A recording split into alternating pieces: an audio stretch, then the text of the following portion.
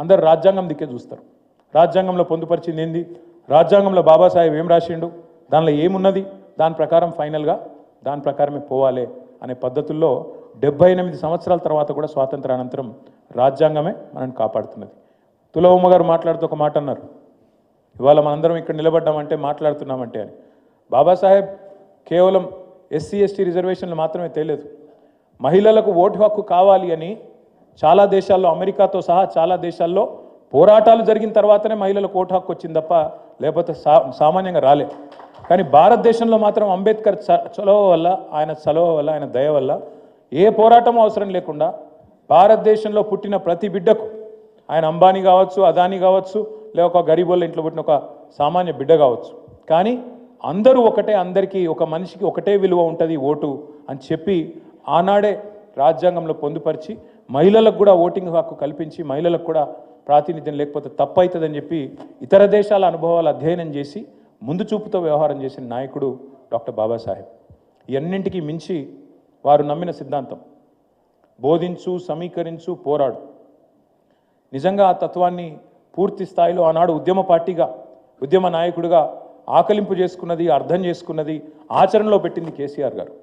ఎట్లా అంటారా, లక్షల సంఖ్యలో ప్రజల్ని సమీకరిస్తూ పార్టీ పెట్టిన మొదటి రోజు నుంచి 25 ఏళ్ల కిందట మొదటి రోజు నుంచి కరీంనగర్ సింహగర్జన నుంచి మొదలు పెడితే లక్షల సంఖ్యలో ప్రజల్ని సమీకరిస్తూ వారికి తెలంగాణ రాష్ట్ర ఏర్పాటు ఆవశ్యకతను బోధిస్తూ, వివరిస్తూ, సందర్భం వస్తే తెలంగాణకు అన్యాయం జరిగితే పోరాడుతూ, గలమెత్తుతూ, రోడ్డెత్తుతూ బోధించు, సమీకరించు, పోరాడు అనే అంబేద్కర్ తత్వాన్ని ఆచరణలో అమలు చేసి అల్టిమేట్గా అంబేద్కర్ రాసిన రాజ్యాంగం ఆధారంగా ఆర్టికల్ 3 ఆధారంగా రాష్ట్రాన్ని సాధించిన మహానాయకుడు మన నాయకుడు కేసీఆర్ గారు.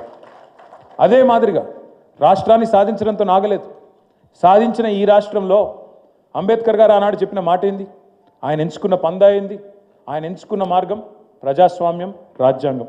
ఆయన ఆలోచన, ఆయన ఆశయం సమసమాజం.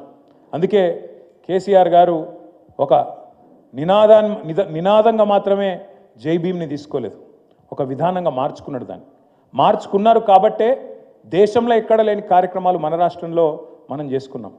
ఇప్పుడే నాకు డాక్టర్ ఆర్ఎస్ ప్రవీణ్ కుమార్ గారు చెప్తున్నారు, అన్న ఒకనాడు అంబేద్కర్ గారు అమెరికా పోవాలంటే, కొలంబియా యూనివర్సిటీకి పోవాలంటే బరోడా మహారాజ్ పిలిచి, పిల్లగాడు చాలా తెలివైనడున్నాడు, అద్భుతాలు చేస్తాడు ఈ పిల్లగాడని చెప్పి ఆయన ఆశీర్వదించి బాబాసాహెబ్ నానాడు కొలంబియా పంపిండన్న.